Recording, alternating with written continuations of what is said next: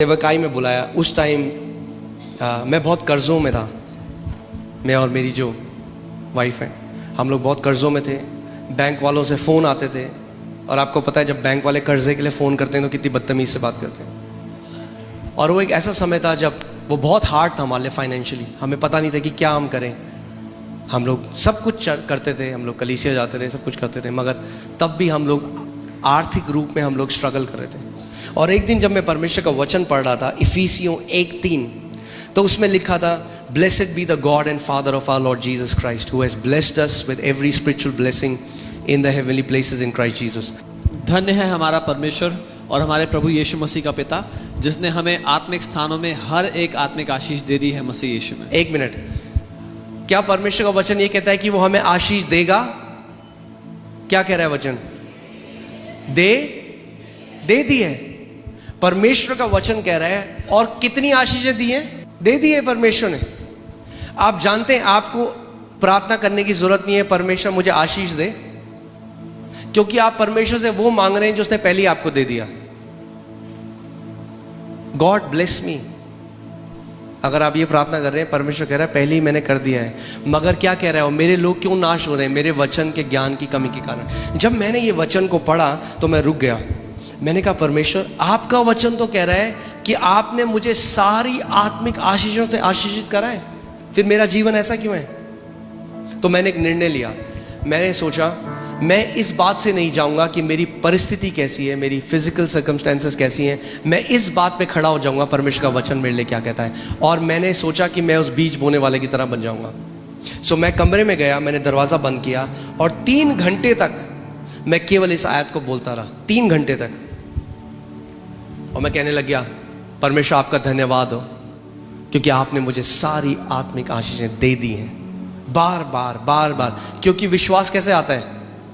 सुनने से। और सुनना किस चीज से होता है? परमेश्वर के वचन से। जब कभी परमेश्वर का वचन आपके कान में पड़ता है और आपके हृदय में जाता है, विश्वास को प्रोड्यूस करता है। आमीन। सो मैंने एक दिन किया। आप जानते हैं क्या हुआ?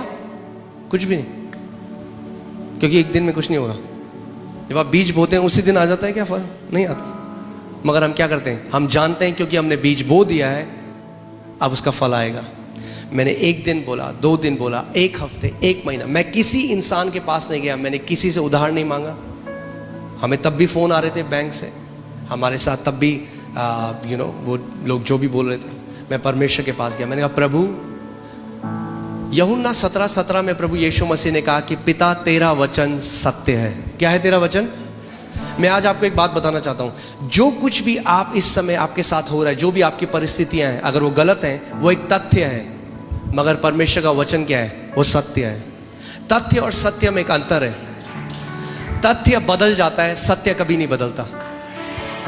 तो मैंने परमेश्वर को रोज बोलना शुरू किया। मैंने कहा प्रभु धन्यवाद। जितना ज्यादा मैं बोलता गया, हल्के हल्के क्या हुआ, वो वचन मेरे कान में पड़ता गया और मेरे अंदर विश्वास आने लग गया।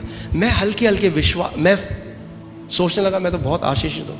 एक दिन मैं अपनी वाइफ के पास गया और मैंने कहा मोनिका, जो करोड़ों आज हमारे अकाउंट में है, हमारे अकाउंट में कुछ 100 रुपए थे मगर आपको पता है विश्वास एक अलग भाषा बोलता है।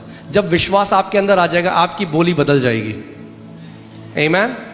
जो विश्वास के लोग होते हैं वो अलग तरीके से बात करते हैं। तो मैंने अपनी वाइफ को बोला, मैंने कहा हम उन करोड़ों रुपए का क्या करेंगे जो परमेश्वर ने दिए हैं? उन्होंने कहा हम परमेश्वर का भवन बनाएंगे, और वो आज पूरा हुआ है। सो जैसे जैसे जैसे जैसे मैं परमेश्वर के वचन को बोलने लगा, हल्के हल्के मेरे अंदर मेरा हृदय इस बात को मानने लगा, मैं आशीषित हूँ, मैं आशीषित हूँ, मैं आशीषित हूँ। और जब मैं उसको मानने लगा, प्रभु यीशु मसीह ने हर बार क्या बोला? जैसा तेरा विश्वास है वैसा ही तेरे साथ हो। और केवल एक आयत, कितनी आयत? इफिसियों 1:3। ना केवल उसने हमें गरीबी से बाहर निकाला, हमारे कर्जे मिटाए, मगर मैं आपको बता रहा हूँ आज हम एक बहुत आशीषित जीवन जी रहे हैं केवल इस वचन की ताकत के द्वारा। और मैं बताना चाहता हूँ ये आप सब के लिए है, ये वचन आप सब के लिए है। उसने हम सबको सारी आशीषें आत्मिक स्थानों में दे दी हैं।